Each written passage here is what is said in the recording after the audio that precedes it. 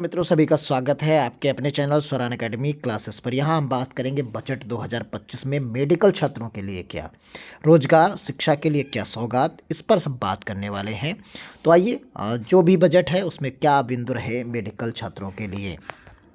देखिए, छात्रों पर जो फोकस किया गया उसमें सिर्फ इतनी ही बात है जो आपको अब स्क्रीन पर दिख रही है। इसमें छात्रों को लेकर जो चीज़ें बताई गई उसमें कहा गया है कि मेडिकल छात्रों के लिए केवल 10,000 सीट्स की बढ़ोतरी की जाएगी। यानी ये जो है किस क्षेत्र में होगी इस पर अभी बात और डिटेल आनी बाकी। यानी मेडिकल की पढ़ाई के लिए 10,000 सीट्स जो हैं आपकी बढ़ जाएंगी पूरे देश भर में, और अगले 5 सालों में 75,000 सीट तक बढ़ाया जा सकता है। तो ये चीज़ें यहाँ पर मेडिकल क्षेत्र के लिए बताई गई कि इस सत्र में जो है 10,000 सीटें बढ़ेंगी।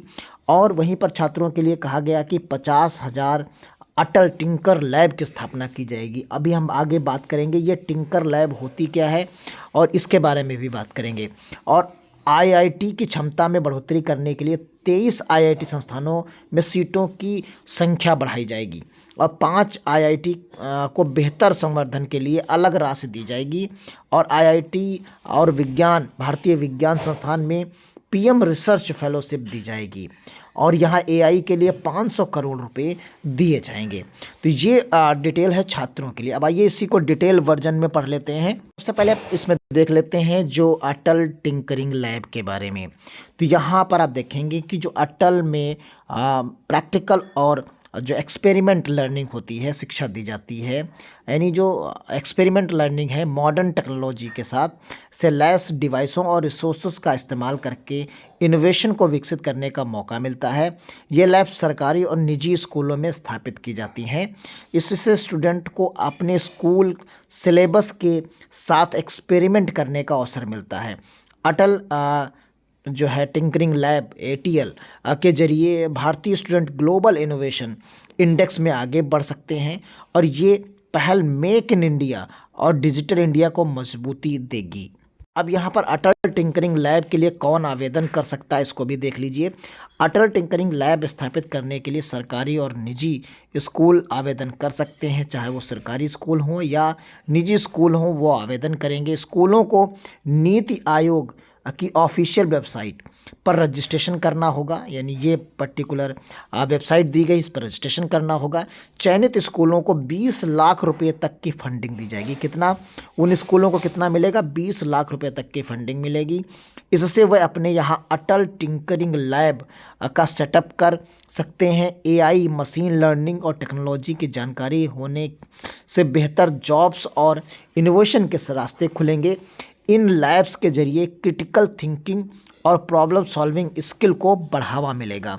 तो ये इसकी डिटेल थी। जो चीज़ें आप समझ गए होंगे कि टिंकरिंग लैब का जो इतना ज़्यादा जो है बात क्यों की जाती है, बजट के लिए 500 बाकी चीज़ों के लिए कितना रुपया जो है यहाँ पर इन्वेस्ट किया जाएगा, तो वो उसके बारे में आपने देख लिया होगा। यहाँ पर आपने देखा कि केंद्रीय जो बजट यहाँ पर दिया गया है, जो केंद्रीय बजट है यहाँ पर, उसमें जो चीज़ें कही गई कि सरकारी स्कूलों में 50,000 टिंकरिंग लैब स्थापित करने की घोषणा की गई है।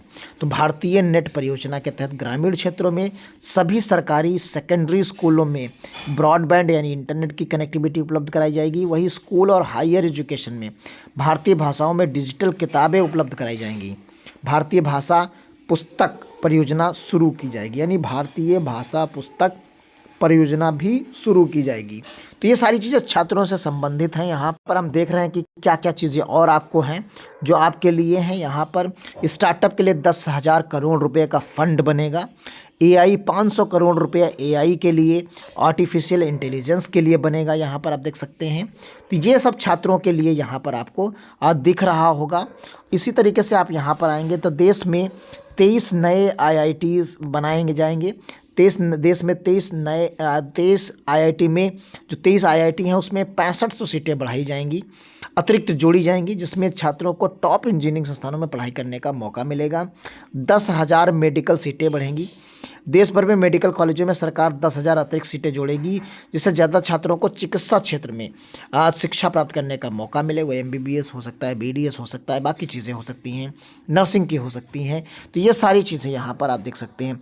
पीएम रिसर्च फेलोशिप के लिए 10,000 नई फेलोशिप दी जाएंगी। तो यानी 10,000 नई फेलोशिप मिलने वाली हैं और ये नई फेलोशिप के लिए जिससे उच्च शिक्षा में बढ़ावा मिलेगा। देश जो है ज्ञान भारत मिशन शुरू करेगा। क्या होगा? ज्ञान भारत मिशन शुरू करेगा। इसके लिए 1 करोड़ मैन्युस्क्रिप्ट और डिजिटलाइजेशन होगा। और उसके बाद पटना आईआईटी में हॉस्टल सुविधा बढ़ाई जाएगी। इसके लिए अलग से यहाँ पर पटना के लिए कहा गया है। मेक इन इंडिया और मेक फॉरवर्ड को बढ़ावा दिया जाएगा।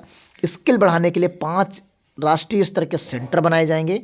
युवाओं के लिए देश भर में 5 राष्ट्रीय स्तर के जो हेड बनाए जाएंगे, जिसमें 5 राष्ट्रीय स्तर के स्किल डेवलपमेंट सेंटर स्थापित किए जाएंगे और सभी सरकारी माध्यमिक विद्यालयों और प्राथमिक स्वास्थ्य केंद्रों को ब्रॉडबैंड से कनेक्ट किया जाएगा।